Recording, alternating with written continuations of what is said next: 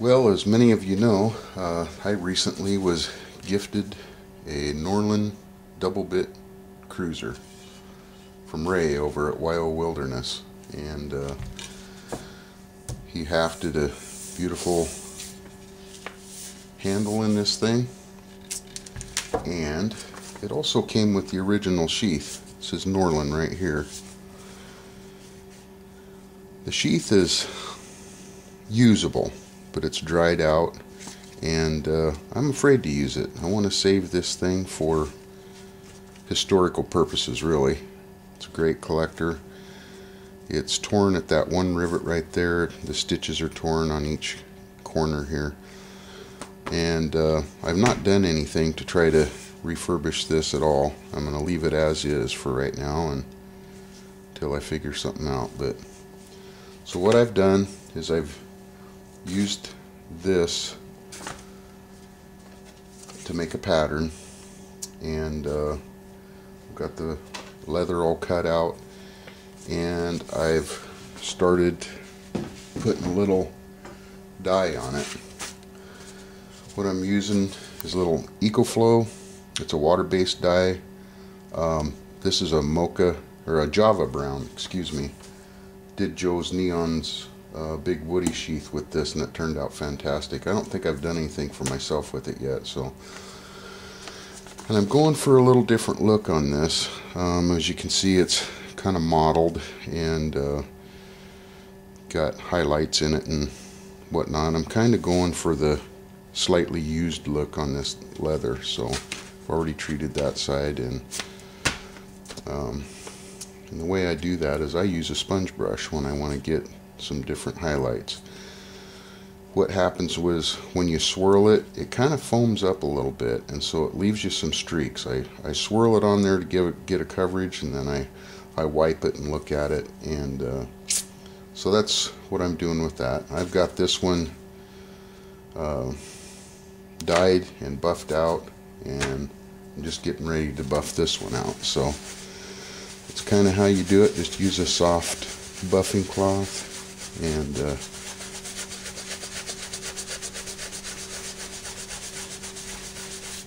that's kind of the effect you get, and so that's what I'm working for.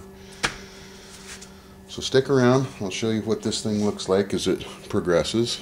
Yeah. Alright, well, I've got these two buffed out, and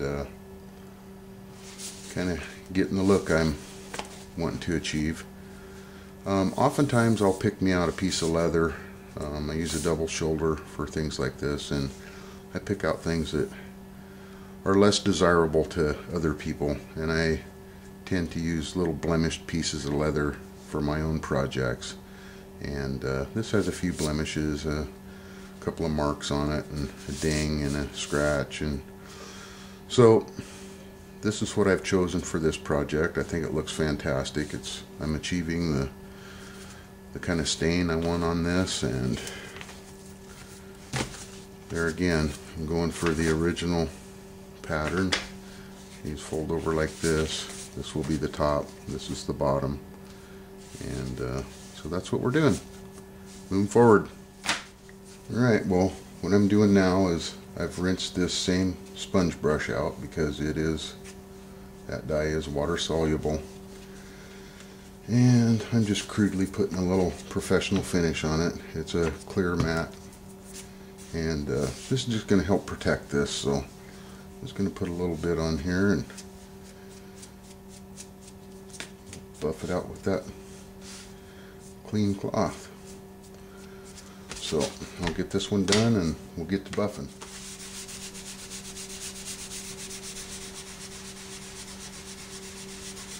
There again, just adding a layer of protection to this, and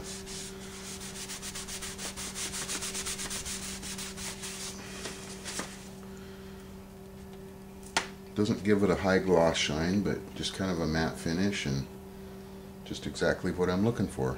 So I'll get that finished up. Okay, there, I've got these all buffed up, and that's the way that's going to go together, and then these will fold over and snap down. So I'll be stitched and riveted, and just as this one was. Now when I made this, I made the pattern exactly the same size as this, but when I laid this out, I made it 1/8 of an inch wider on each side, just because I don't have these smaller rivets, and my rivets are going to be a little bit larger, so I didn't want to trap the axe blade in there to where it was going to make it tough to get in and out. So it's just a slight bit larger than the original sheath. The only other thing I did is that on the original sheath, this back panel is just about 1/8 of an inch shorter than the front panel, and I think that just allows for the folding action there, so I went ahead and duplicated that. So anyway, looks like we're winning. Time to start putting this thing together. I'm going to let it dry a bit, but next thing we'll start sticking this thing together. Okay, well, as you can see, I got this thing adhered together and got my stitch grooves cut in.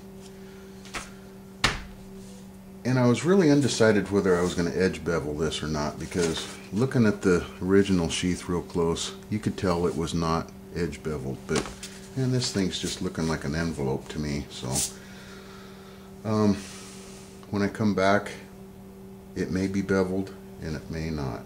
I haven't decided yet, so I'm still locating where my rivets are going to go, and just thinking about a few things before I start putting in my stitch holes, marking my stitch holes. So anyway, that's as far as I am right now, and I did slide the axe in there. It's fitting so far, so looks like we're doing it right. Stick around. Well, I guess you can see I decided to go ahead and use a number 2 edge beveler on it. I used a number 2 because just a small bevel on there, because my stitching is going to be so close to the edge. My rivets are going to be slightly set inside of the stitching, so when the axe blade goes in there, the bit doesn't cut the stitching. So this is not welted. The rivets are what's going to keep it from tearing itself apart. So got that all done, got it beveled inside and out where it needed to be beveled. So that's where we're at. I guess we're going to go ahead and start laying out our stitch holes, so stick around. Alright, well, maybe you can see I got my stitch holes marked in here. And I just used this 3/32, this little pricking tool, and I just used it and hand marked these stitches in here. And I think what I'll do is go back to my stitching awl and practice using this thing again. I kind of like using it, so I'll continue those right on through. See, I have my groove in the back. I'm able to control where it's going to come through. Alright, well, maybe you can see got this thing stitched down, made the corner over here, and starting up this side to end it up. So things are going as planned, looking good. Stick around.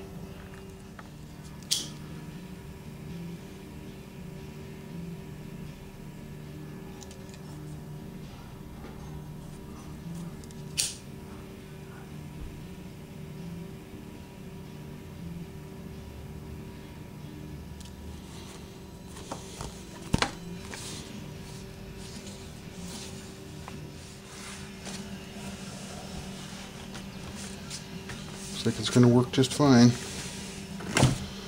So all I got left is snaps, rivets. So I haven't decided what I'm going to do about that bevel. I may stain it, I may just leave it. A little contrast there. It's not looking too bad. Burnish it. Anyway, so we're looking so far. Real happy with my stitching. It did real well for me.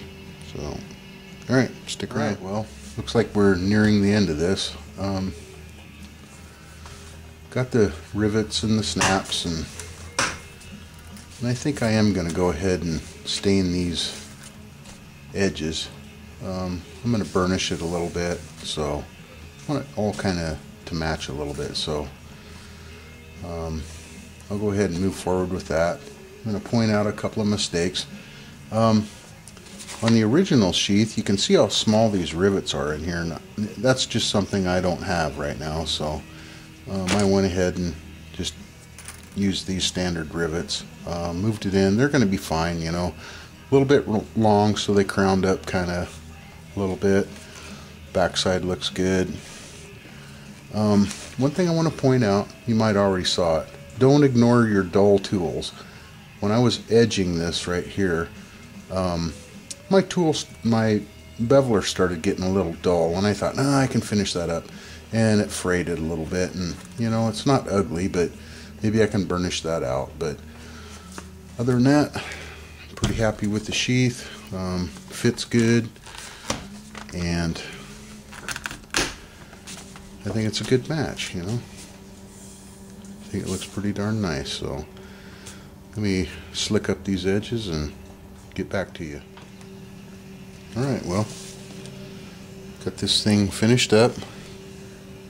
About the only thing I have left to do is I'm going to let this thing set for a couple of days, and then I'll probably put some, I don't know, snow seal or neat's foot oil, or maybe even some Oven-Offs, something like that. Start curing it up. Haven't decided yet. Yeah, got the edges burnished up. It's a good fit. Like it, you know. It's nothing more than a big envelope, and I don't know if it's the greatest design in the world, but you know, it's going to protect this axe head. That's what I could do in a couple hours. Just a little over 2 hours doing this, I guess. So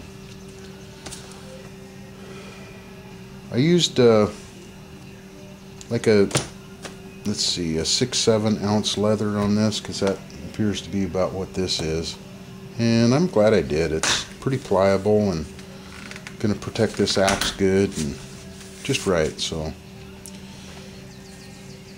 well, you'll be seeing this in a lot of my videos. I'll be packing this axe, and now that I get a good sheath for it,